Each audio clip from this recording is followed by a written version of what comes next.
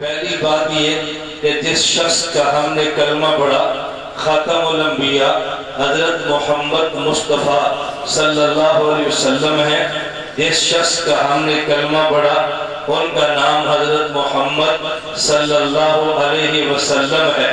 مرزا غلام احمد قادیانی کذاب اور ملعون کو ماننے والے جو اس کو نبی سمجھتے ہیں، آپ ان سے 4 سوالات کیجئے۔ پہلا ان سے سوال یہ کریں کہ جس شخص کو تم نبی مانتے ہو اس شخص کا نام کیا ہے؟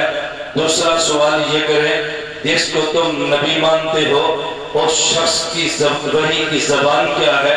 تیسرا اس سے سوال کریں جن کو تم نبی مانتے ہو ان کا کلمہ ایمان کیا ہے؟ چوتھا ان سے سوال کریں جس کو تم نبی مانتے ہو وہ شخص دفن کہاں پہ ہوا ہے؟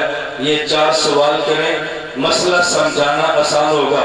نمبر 1 سوال کہ جس کو تم نبی مانتے ہو اس کا نام کیا ہے؟ وہ فوراً کہیں گے اس کا نام غلام احمد ہے۔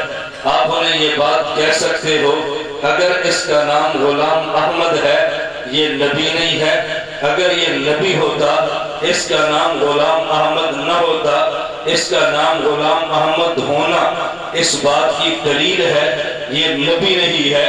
اس کی وجہ قرآن کریم میں جن 17-18 انبیاء کے نام آئے ہیں، احادیث میں جن انبیاء کا نام آیا ہے، کسی نبی کا نام کبھی مرکب نہیں ہوا، ہمیشہ نبی کا نام مفرد ہوتا ہے۔ جب لفظ ایک ہو، کلمہ ایک ہو اسے مفرد کہتے ہیں، اور جب 2 لفظ ملے اور پھر ایک نام بنے تو پھر اسے مرکب کہتے ہیں۔ احمد ایک لفظ ہے اسے مفرد کہتے ہیں، غلام ایک لفظ ہے اسے مفرد کہتے ہیں۔ غلام الگ ہو تو مفرد ہے، احمد الگ ہو تو مفرد ہے۔ جب غلام احمد دونوں مل کر ایک بندے کا نام بنے تو یہ مرکب ہے۔ نبی کا نام کبھی مرکب نہیں ہوا، نبی کا نام ہمیشہ مفرد ہوا ہے۔